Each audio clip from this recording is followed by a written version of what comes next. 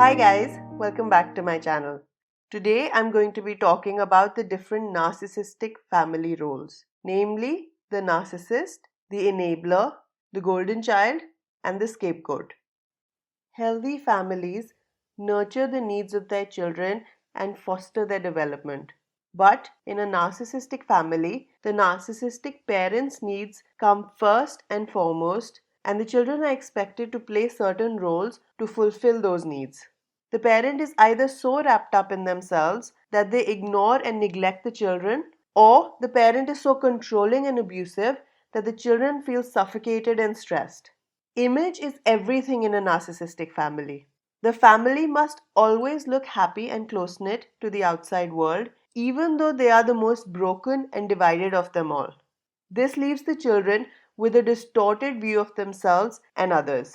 Having a narcissistic parent is not good for the psychological development of a child. The patterns, unspoken rules, and roles that play out in these families are surprisingly similar to one another. So, here are the main narcissistic family roles. Number 1, the narcissist.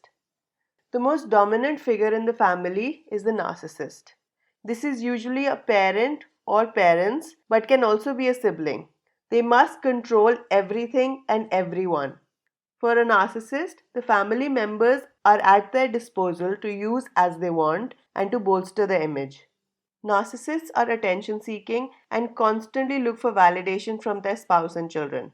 The whole family revolves around them, trying to avoid their criticism, blame, and attacks.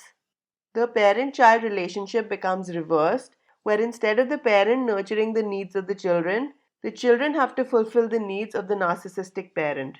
Such parents may neglect their children, but more often they humiliate, bully, and emotionally and sometimes even physically abuse them. Number 2, the enabler. This is usually the other parent, but it can also be one of the children. The enabler helps the narcissist maintain power and control in the family by denying the abuse, making excuses on behalf of the narcissist, and complying with the narcissist's demands.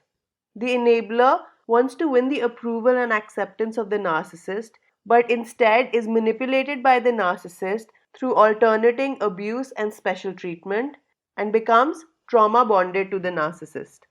Enablers may be codependent or narcissistic themselves.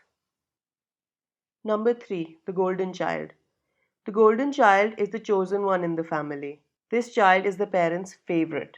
They can do no wrong and get special treatment and privilege in the family.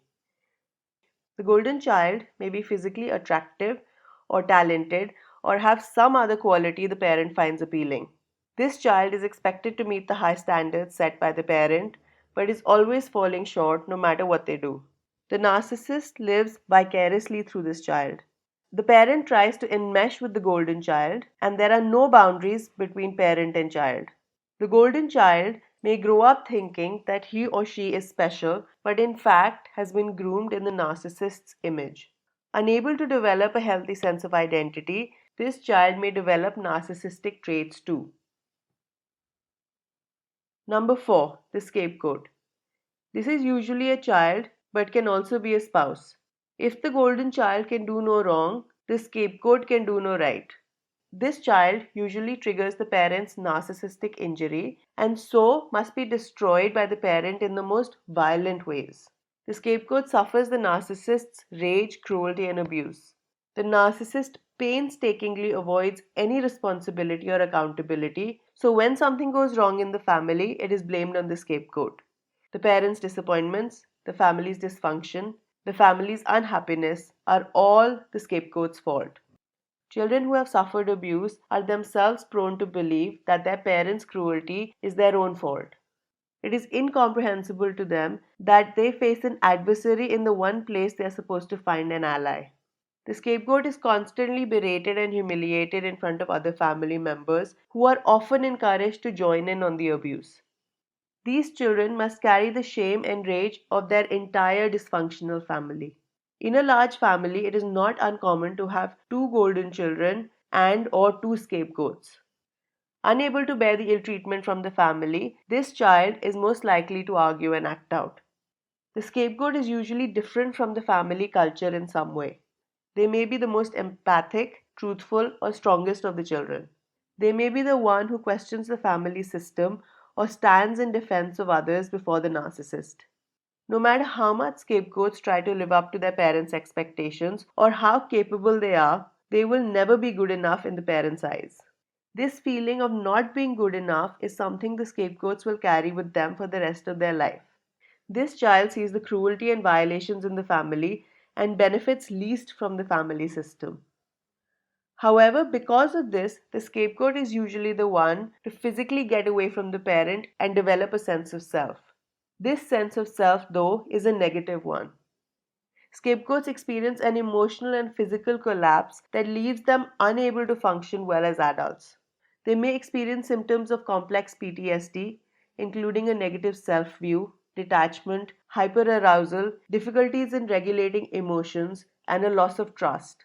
They may also experience depression, anxiety, addictive behaviors, and diminishing health. Scapegoats may also repeat the patterns of their childhood and fall into abusive relationships as adults. However, the vulnerabilities of the scapegoat are also their greatest strength. Most scapegoats are empathic, kind, highly perceptive people. They have a keen sense of justice and are often protective of those they care about. They are smart and capable. Most of all, they are strong and resilient. If scapegoats can understand these patterns and believe in their own abilities, they can carry this awareness into healthy relationships and are able to end these painful generational cycles of abuse and trauma within their own families. If you enjoyed the content of this video, please like and subscribe. As always, thanks for watching.